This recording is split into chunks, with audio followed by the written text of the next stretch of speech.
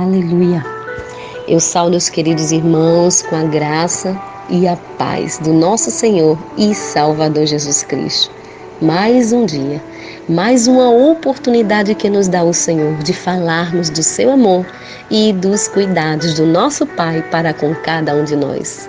Eu me chamo Anne, sou do Rio Grande do Norte e quero junto com você meditar na poderosa palavra de Deus em nome de Jesus. Abra o seu coração. O tema de hoje, o áudio de número 12. Ainda estamos falando acerca de relacionamentos. O que Deus tem a dizer acerca do divórcio, do jugo desigual? Vamos ver? No último áudio, queridos, nós falamos o que está escrito na palavra do nosso Deus. Em Marcos 10, se você puder colocar na sua Bíblia, Marcos 10, o verso especificamente do 2 ao 12. Do 2 ao 12, Jesus vai responder o fariseu quanto ao divórcio. E ele vai falar de uma maneira muito enfática que o que Deus uniu, homem nenhum deve separar. Jesus ele está dizendo que ele não aprova o divórcio. Deus é contra o divórcio. Porém, por causa do adultério, a lei foi introduzida. Por causa da poligamia, de uma prática que ainda hoje é mal entendida e mal interpretada por pessoas que até leem histórias da Bíblia e se aproveitam para dizer que podem fazer o que Deus não está dizendo que pode fazer. A palavra do Senhor em Malaquias capítulo 2 diz assim: escute. Ora, não temos todos o mesmo Abba Pai, não fomos todos criados pelo mesmo Deus. Por que será então que quebramos a aliança dos nossos antepassados, praticando infidelidade uns contra os outros? Assim Judá tem sido infiel. Uma atitude repugnante foi cometida em Israel e em Jerusalém, e Judá desonrou o templo que Yahvé, o Senhor, ama. Homens casaram-se com mulheres que cultuam deuses estranhos. Sendo assim, Yahvé eliminará das tendas de Jacó todo homem que agir deste modo, seja quem for, ainda que esteja fazendo ofertas ao Senhor dos Exércitos. Mas não é só isso, além de tudo, ainda cobris o altar do Eterno de lágrimas, prantos e gemidos, reclamando que ele não dá mais atenção às vossas ofertas, tampouco aceita com prazer. Mesmo assim, insiste em questionar por quê. Ora, porque Yahvé tem sido testemunha entre ti e a esposa que tens desde a juventude, para com a qual foste infiel, não cumprindo a promessa de lealdade, embora ela fosse tua companheira e a mulher da tua aliança matrimonial. Ora, não foi o Senhor que fez deles um só, eles lhe pertencem em corpo e espírito. E por que um só? Porque ele desejava uma descendência santa e abençoada. Porquanto cuidai atentamente de vós mesmos, ninguém seja infiel para com sua esposa, a mulher da sua mocidade, pois eu odeio o divórcio, e também odeio aquele que cobre suas vestes de violência, afirma o Senhor dos Exércitos. Por isso procedei com sabedoria e não sejais infiel. É por causa de infidelidade que muitos casamentos têm acabado. Infidelidade nos seus relacionamentos, infidelidade no Facebook, infidelidade na conversa de um com o outro, infidelidade na transparência. Infidelidade, queridos, tem acompanhado as nossas relações, muitas vezes até com pessoas à nossa volta. Imagine um casamento, que a Bíblia diz que é uma aliança.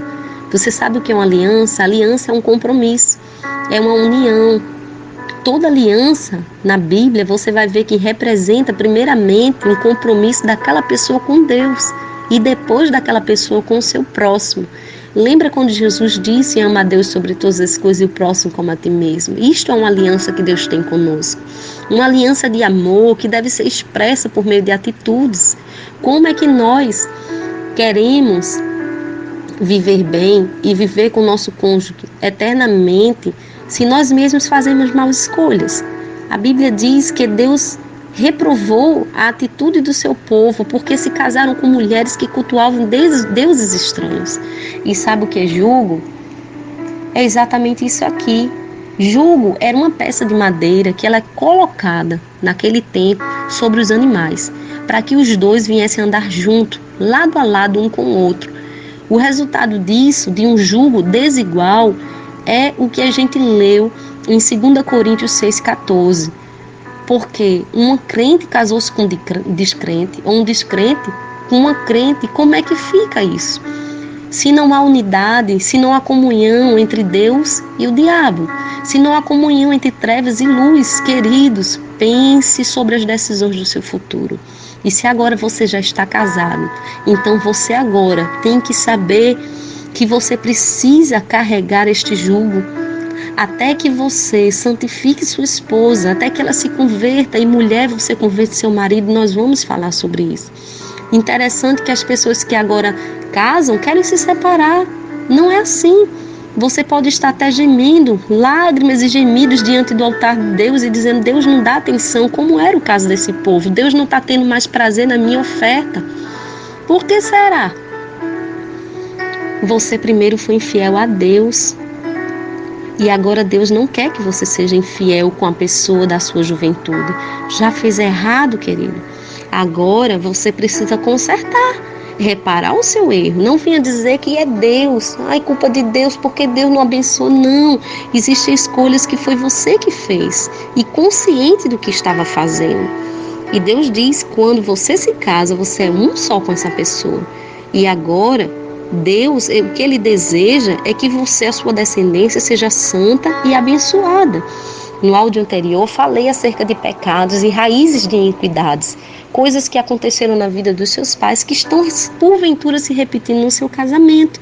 E o que Deus deseja? Que você seja fiel primeiramente para com Ele e para com sua esposa, porque Deus odeia o divórcio. Já fez errado? Muito bem. Agora tem que achar uma maneira de consertar tudo isso. Tudo isso.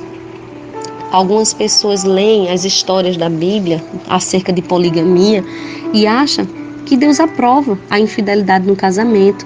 Deixa eu te dizer uma coisa. Quanto àquele tempo, Deus não podia colocar a prática certa no coração dos homens por causa da perversidade que eles próprios se inclinavam a ter. Deus, ele sempre deu ao homem um livre-arbítrio para ele construir a sua própria história. Mas Deus nunca desejou a poligamia.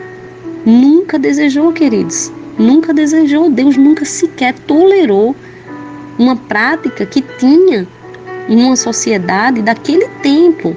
E nesse contexto, a gente vai ler agora uma história aqui sobre Lameque, um descendente de Caim, um homem dado à violência. A poligamia foi uma degeneração no plano original de Deus. Foi por causa do pecado. Foi por causa da prostituição. Foi por causa da infidelidade do coração do homem para com Deus. Mas o interesse de Deus é que ele se una a uma só mulher e os dois construam sua família. Apesar da poligamia ter sido tolerada naquele tempo, a gente pode imaginar que isso não combina com o caráter de Deus. Isso é uma prática incorreta. Gênesis 4:16. Eu vou ler só esse trecho, 16 e 17. Então Caim saiu da presença do Senhor e foi habitar na terra de Nod, no oriente do Éden. Caim conheceu intimamente sua mulher. Ela engravidou e deu à luz a Enoque. Caim edificou uma cidade e deu-lhe o nome do filho Enoque. Então, 23 agora o verso. Pulando para o 23. Então Lameque disse às suas mulheres, Ada e Zila: dai ouvidos à minha voz, escutai, mulheres de Lameque. As minhas palavras, pois matei um homem por me ferir e um rapaz por me pisar. Isto está aqui, escrito como a primeira prática de poligamia encontrada na Bíblia. Isso era o que Deus queria? Não. Isso veio por causa do pecado, raízes de iniquidade que estavam nessa geração. Se você for entender a história de Caim e de Abel, você vai compreender isso. Você vai compreender a história de Caim e o pecado que ele cometeu contra o seu irmão. E um abismo chamou outro abismo. Então a prática de poligamia não é aprovada diante de Deus. E a prática de pornografia, queridos, não precisa nem dizer, né? Existem tantos homens que fazem isso e tantas mulheres que permanecem fazendo isso escondido, né? Deus não tem interesse nenhum de consentir nesta prática. Porque eu e você devemos, então, em nome de Jesus Cristo, abominar a pornografia. Porque é uma exploração do sexo, querido. Às vezes é sexo com crianças, é com uma mulher que não é sua, é com um homem que não é seu. Isso é uma ilusão. Isso é uma ilusão. E quando você abre a porta para isso, eu queria lhe dizer que você abre a porta para demônios. Para demônios. É para demônios que você está abrindo a sua casa. Não há leis que falam especificamente sobre isso na Bíblia. Pois os antigos hebreus, eles não faziam esse tipo de imagem pornográfica. Todavia, quando a gente lê esse trecho bíblico que fala do adultério de Davi, vamos encontrar aqui algo de pornografia. Davi, o que a gente entende é que ele alimentou um desejo por uma mulher que não era dele. E ele veio a cair numa tentação. Seus olhos alimentaram o seu pecado. E a pornografia é um desvio de uma conduta sexual. Se você tem essa prática, você saiba que você está precisando falar da sua sexualidade com a sua esposa. E algo está faltando que a sua parceira não está correspondendo, ou vice-versa. Então, queridos, Deus não quer que você tenha uma relação imaginária. Deus quer que você use dessa fantasia com a mulher que você casou. Saiba que a pornografia não é uma sexualidade saudável. Trata a pessoa como um objeto de prazer e não como alguém desejado. Vicia também. E leva verdadeiramente a práticas perversas.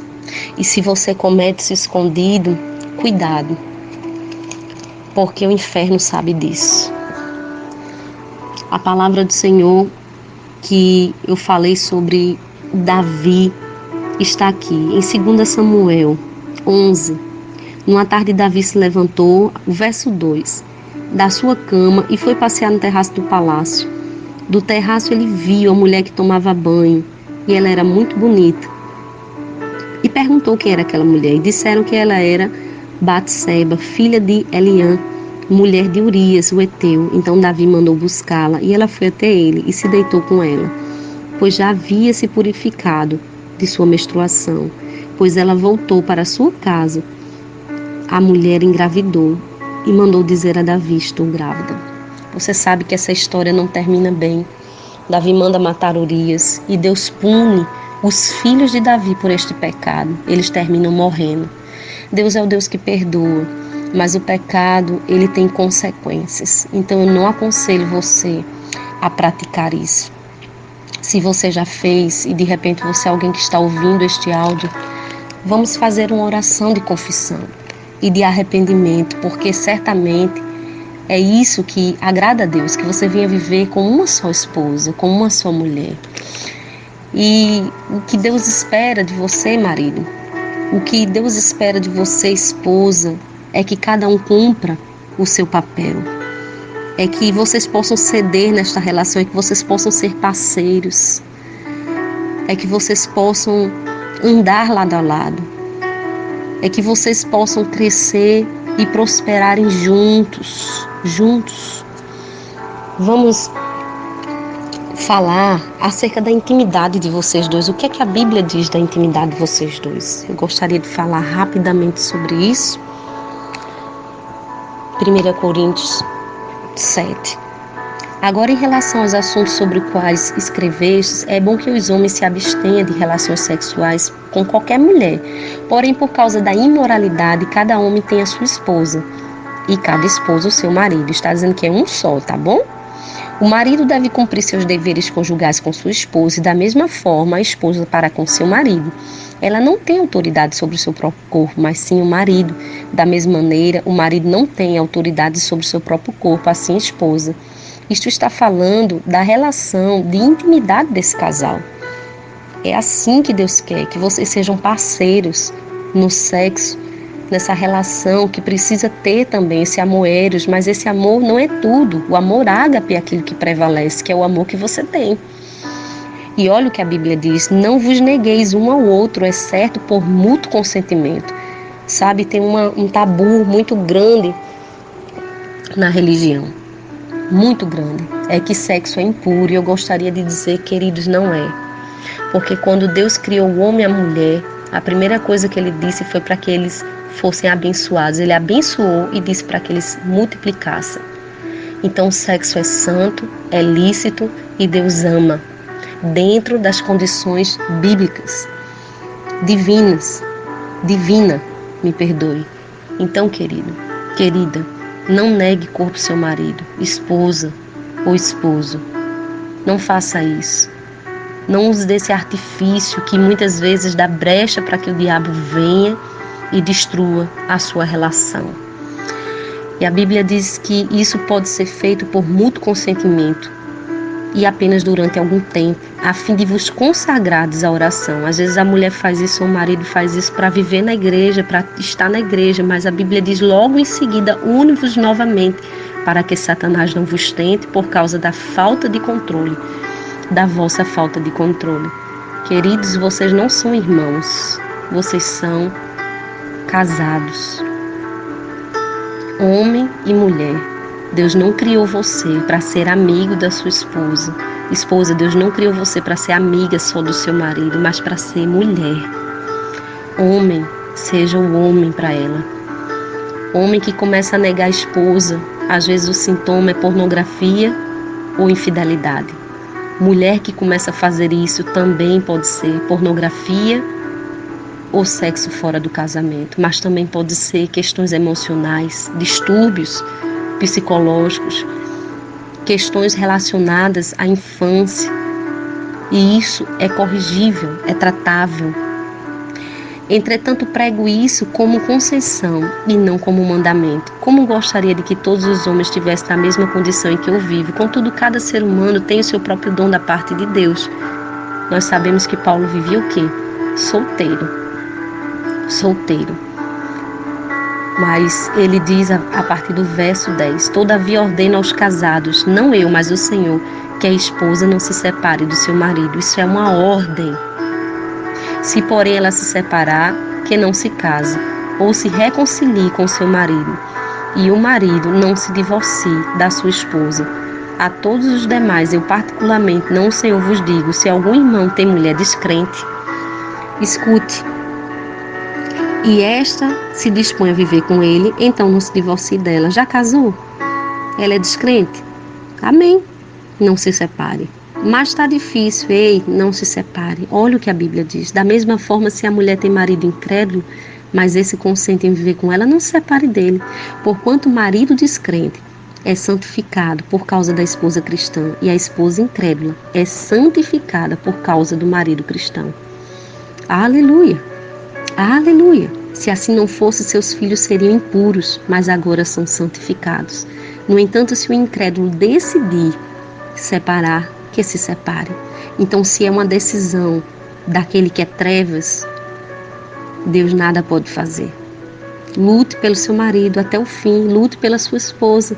Mas se o incrédulo, aquele que está distante de Deus, tem essa iniciativa, então são danos para a relação de vocês, o divórcio.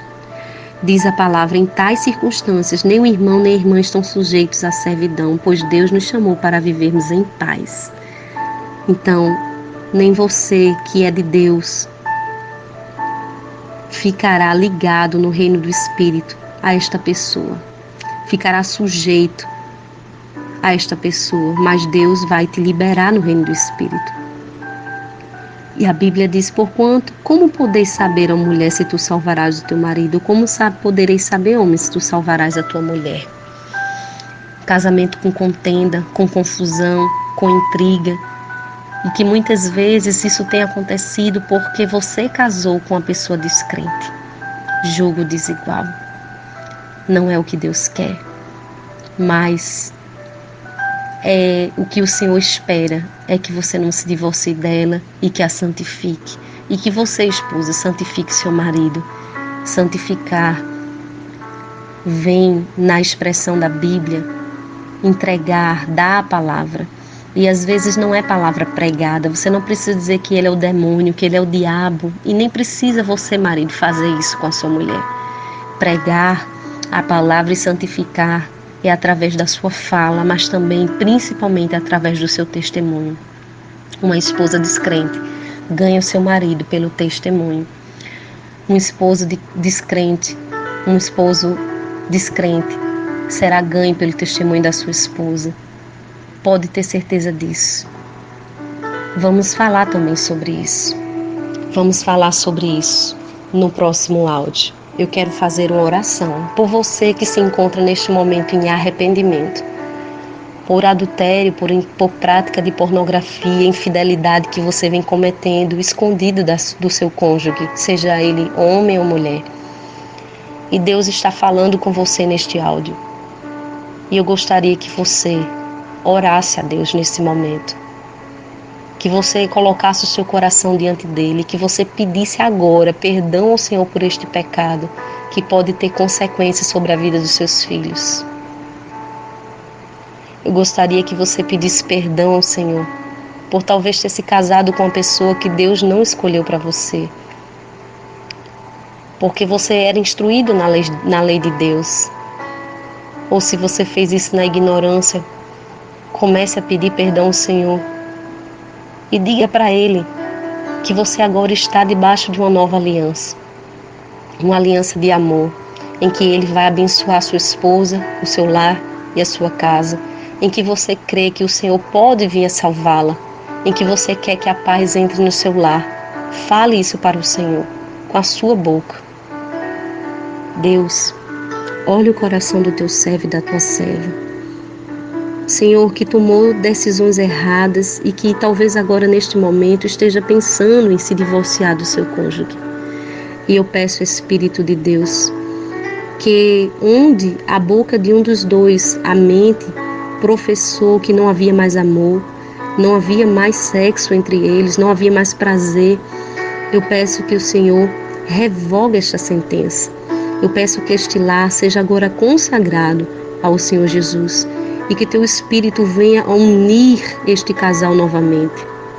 Ah, Deus, eu peço que no nome de Jesus Cristo ele esteja ou ela esteja apaixonado novamente pelo seu cônjuge, amando como no princípio, Senhor, e que tu, ó Pai, venha livrá-los da tentação, no nome de Jesus Cristo, perdoando toda prática ilícita, tudo aquilo, Senhor, que feriu a tua integridade, ó Deus. Eu peço no nome de Jesus que o Senhor venha agora, Senhor, santificando este lar, santificando este homem, esta mulher, no poder do teu sangue e convertendo este coração pelo lavar da tua palavra, Senhor. No nome de Jesus, eu oro a ti, Senhor, pela vida conjugal dos teus filhos, pedindo a tua bênção sobre cada um deles. Amém e amém.